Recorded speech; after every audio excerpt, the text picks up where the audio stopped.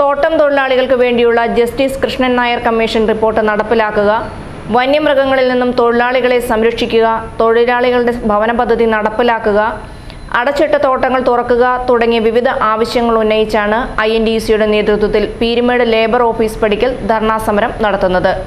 ഈ മാസം 26-ാം തീയതിയാണ് സമരം നടക്കുന്നത്.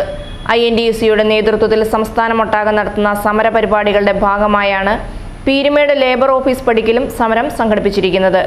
INTUC സംസ്ഥാന general secretary advocate Cyriac Thomas സമരം ഉദ്ഘാടനം ചെയ്യും. ഉമ്മൻചാണ്ടി സർക്കാരിൻ്റെ കാലഘട്ടത്തിൽ കേരളത്തിലെ തോട്ടം തൊഴിലാളികളുടെ ഉന്നമനത്തിനു വേണ്ടിയുള്ള വിഷയങ്ങൾ പഠിച്ച് റിപ്പോർട്ട് ചെയ്യുവാൻ വേണ്ടി ജസ്റ്റിസ് കൃഷ്ണൻ നായർ കമ്മീഷൻ ഏകാംഗ കമ്മീഷനെ നിയോഗിച്ചു.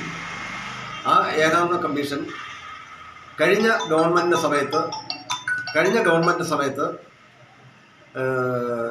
റിപ്പോർട്ട് പിണറായി ഗവൺമെൻറ് കൊടുത്തു.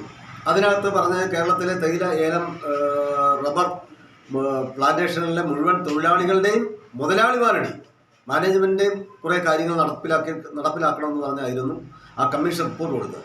ആ റിപ്പോർട്ട് അനുസരിച്ച് പ്ലാന്റേഷൻ മേഖലയിലെ ടാക്സ് മുഴുവൻ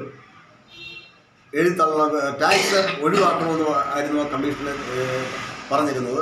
അത് ഒഴിവാക്കി ഈ ഗവൺമെൻറ് ഒഴിവാക്കി കൊടുത്തു. അതുപോലെ തന്നെ ഭൂനികുതികൾ എല്ലാം ഒഴിവാക്കണമെന്ന് പറഞ്ഞാൽ അതെല്ലാം കൂടി ഈ ഗവൺമെൻറ് ഒഴിവാക്കി കൊടുത്തു. അതുപോലെ തന്നെ പഞ്ചായത്ത് ബിൽഡിംഗ് ടാക്സ് ഒഴിവാക്കി കൊടുക്കണമെന്ന് ശുപാർശ ചെയ്തിരുന്നു. അത് മുഴുവനും ഒഴിവാക്കി കൊടുത്തു. അതുപോലെ തന്നെ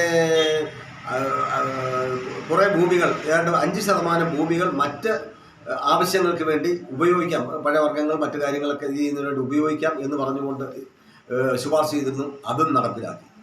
KPW union general secretary Shaji Painadath, PR Ayyappan, S Ganesan, VG Dileep തുടങ്ങിയവർ സംസാരിക്കുമെന്ന് പ്ലാന്റേഷൻ ഫെഡറേഷൻ സംസ്ഥാന secretary PK Rajan, INTUC regional president KA Siddique എന്നിവർ പറഞ്ഞു.